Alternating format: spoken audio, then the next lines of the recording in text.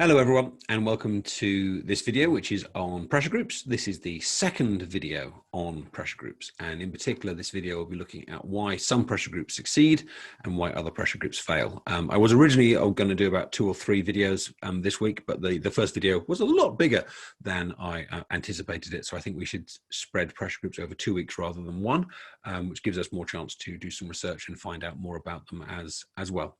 Now, you should be able probably to answer this question about why do some pressure groups succeed and others fail already. Firstly, from your own knowledge, your own understanding from what you've seen in the world.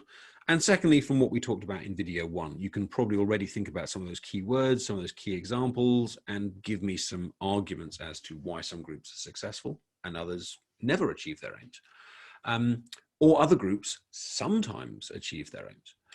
But I want to take this video and actually just kind of give you a list of these are the factors that really help to make some successful and the factors that really help to make others unsuccessful, and to give you some examples of pressure groups that you can use when you are trying to make this case or to aid your own understanding. So we're going to start off with why some groups are successful. And the biggest factor of success probably is the size of them. A group that has huge amounts of support, huge amounts of money, is just a huge organization, which could be international, it could be global, or it could be national. But these groups will tend to be famous. You will have heard of them. I will have heard of them. The government will have heard of them. They tend to be able to get the ear of government. Their causes tend to be well known, and they are often successful. And the examples I've got here, I've got a couple of let's get my terminology right. I've got a couple of causal group and a sectional group here. So Age UK looks after the elderly and is a very successful group at looking after things such as pension rights and treatment of the elderly. We've got the TUC. TUC, I didn't mention this in the previous video, but this stands for the Trade Union Council, I think. Or is it Trade Union Congress? I'm just going to Google that one very quickly so I don't get that one wrong. What does TUC stand for? Trade Union Congress, Trade Union Congress. This is probably the biggest trade union in the UK, which brings together people that work in all sorts of industries. And I've already mentioned the CBI, which has huge amounts of money from business and is very influential in the government. So these are some of the biggest ones in the UK, but you can probably mention other large ones as well. And of course, a large one doesn't necessarily have to be famous. You can have a group which is very rich, but with a small membership, and you could get a group theoretically which has a relatively large membership but not much money. So there is a wide variety, which leads me on to wealth. So if we think of large size as many members or big infrastructure, then wealth is a related topic. And again, here I will talk about the CBI and the TUC, which have huge amounts of members that pay their fees or their donations. But I would also bring in here the NRA, which I talked about in the previous video, is one of the wealthiest groups in America, has literally millions of pounds at its disposal to use as it sees fit to support or not support various political candidates. Another reason that groups might succeed is it depends on the positions that they take, and I've called this kind of strategic positions. But if pressure groups make achievable strategic aims, which they know that a government could, if they wanted to, agree to, then they are perhaps more likely to be successful. So if, for example, these groups here, the NUT is the National Union of Teachers, the Rail Drivers Union, I think it's called the RMT, Rail and Miners Transit, something like that. There's probably a better word than that. And the BMA, as you should remember, is the British Medical Association. If these groups came out and said, right, we want 100% pay rise, they would never get it. But if they are able to be, I guess, kind of willing to compromise, willing to kind of give reasonable aims, they are far more likely to succeed from those strategic positions. And those strategic positions also link into things such as, will the public support it? Have they been able to take politicians kind of with them? So strategy is a big element of success for a pressure group. Linked to that, of course, public mood. There are certain issues which the British public is just naturally in favour of. For example, ASH, which is an organization which is anti-smoking and it's pro-health. I can't remember exactly what it stands for at this second, but you could Google it. But broadly speaking, the British public sees smoking as a disease that causes cancer, or an activity that causes cancer. And so broadly speaking, the British public are in favor of funding cancer research and restricting cigarette advertising. Not everyone, but the public broadly is in line with that. So they are with LGBTQ plus issues. Sorry, I did that acronym a couple of years ago, and actually I should expand it out now. I apologize. But broadly speaking, the public is in line with support for gender and sexuality issues like that, which means they are more likely to be successful. But this brings me to the point about how public mood can change over time. If you go back not very many years, you will get very different public attitudes towards lesbian, gay, bisexual, transsexual, transgender rights, and so on. So as public mood changes, so the success of a pressure group will change. But of course, one of the pressure group's aims and goals can be to change the public mood through TV programs, through documentaries, through campaigning, through word of mouth, by marches, whatever it might be. So you can kind of see that a process, if we take LGBTQ plus pressure groups like Stonewall as an example, they will probably start off unsuccessfully. They will then have to go through a process of changing the public's mind through all sorts of campaigns. And once the public has started to change their mind, then the politicians might be more open to listening, or maybe they would fund politicians that are more in favor of their particular kind of view. And then finally, you might then get some sort of change in the law to back that up. Linked to that, of course, a pressure group is far more likely to be successful when there is a sympathetic government. And we've talked in the past about the Labour Party being a more left-wing organisation, which means tends to be in favour of higher taxes and better public services and a larger state. And the Conservatives are a more right-wing party, which tends to mean that they believe more in a freer economy and lower taxes and a smaller state and a different form of public services. And so different organisations and different pressure groups will fit better with one model or another. And therefore, when you get a change between a Conservative government or a Labour government or a Liberal coalition or the SNP, different governments will be more sympathetic and will listen and will act upon it, and other governments will say, no, this is not our position. We are not interested. So that makes a big difference to whether a pressure group succeeds or is successful. And linked to that, and I've used this phrase link a lot here because these issues are all linked and they are all connections between them. That, of course, impacts the insider-outsider status of a pressure group, which directly impacts what influence they have on the government or what connection or what communication they have with the government, which then could impact how much they succeed or don't. So broadly speaking, these are the big reasons why pressure groups succeed. I don't think I've missed any out, but if you have any other suggestions or any questions about it, then do let me know. Again, you might want to kind of think about some of the pressure groups that have been most recent. So I mentioned the Marcus Rashford campaign. Why was that successful? What was it about these that worked? What was it about Extinction Rebellion that has managed to be more successful recently?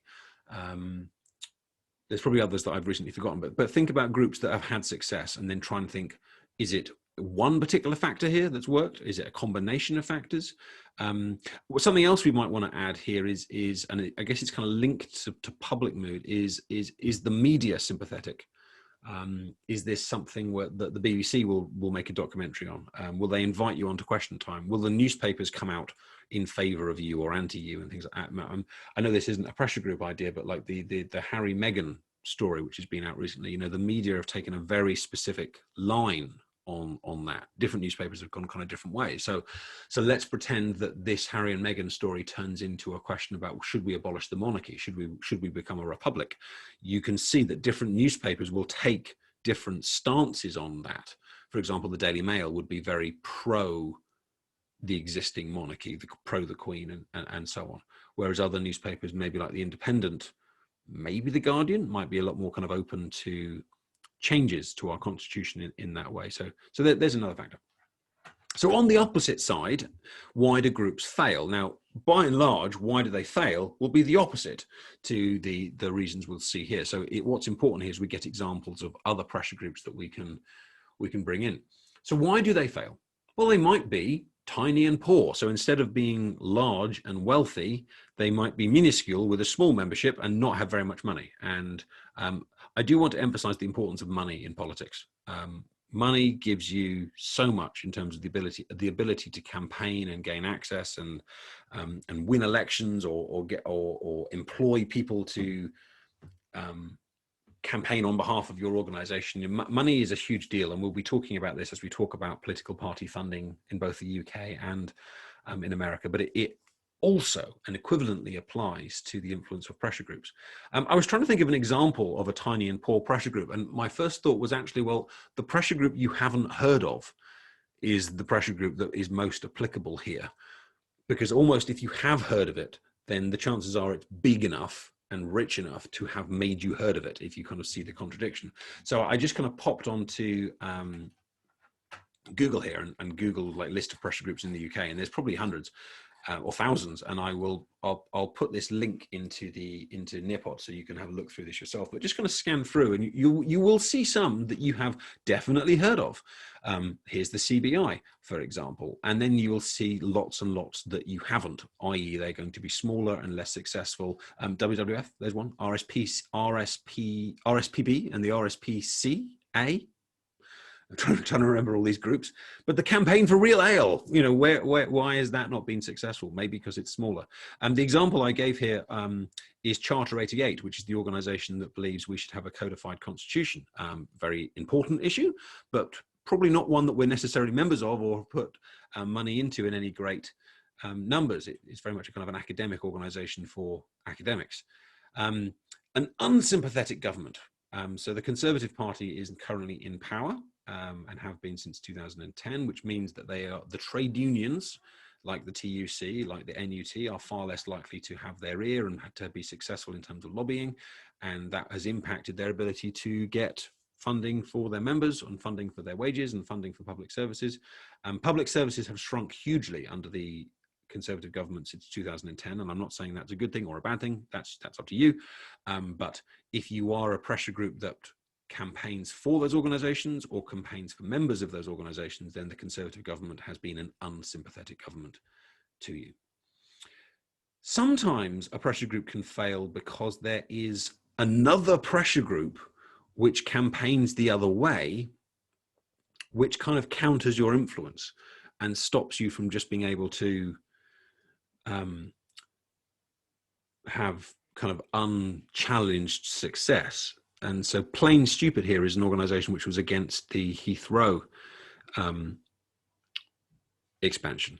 And that, of course, rivaled the groups like the CBI, which were campaigning for the Heathrow expansion. You might want to think about organizations that are pro and anti-abortion. You might want to think about organizations that are pro trying to stop global warming, but on the other side, then you get organizations that are more kind of pro-business. Like you never get an organization which is pro-global warming. That would be stupid. But you do get organizations that are pro-business and therefore by extension believe that you should prioritize the rights of business over environmental concerns and so on. And you might be able to think of some kind of counter organizations as well. In fact, an interesting activity might be to think of an organization that you support and then kind of think, well, what would be the counter organization to this, and maybe kind of do some Googling, you know. So if you support an animal rights organization or an LGBTQ organization or a free rights organization, or, you know, what would be the counter groups to that? Or thinking about the Black Lives Matter organization versus the kind of like Trumpian Republican style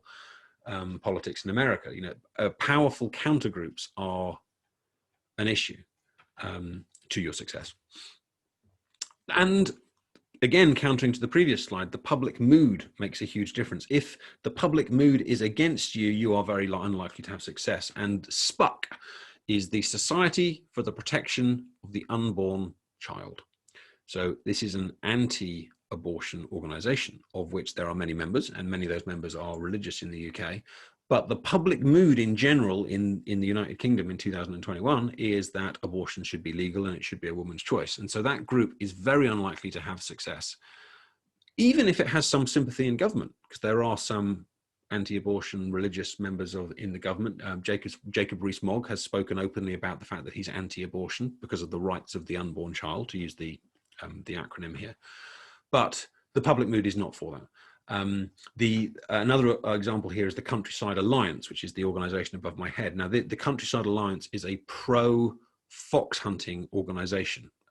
Some of you may know what fox hunting is and some of you might not know, but when I was growing up, fox hunting was an activity that people in the countryside often did. It was a way of hunting foxes, and many people felt that this was barbaric and it was cruel. They used to hunt with dogs, and so it was made illegal under the Blair government. But there are still campaigners to bring it back and to legalize it again. But the public mood is not with the Countryside Alliance. The Countryside Alliance is definitely a minority view, and therefore it is unlikely to have success. Although the Conservative government did raise the possibility of bringing it back. So there you go. So this is our kind of final topic for week 1, looking at pressure groups. And so to recap, you should now know huge amounts of different pressure groups. You should be able to list me a whole bunch and what they want. You should be able to define me the different types. And if you remember, I'm not going to say the words here, but you should be able to think pressure groups tend to be this or that, and they also tend to be this or that.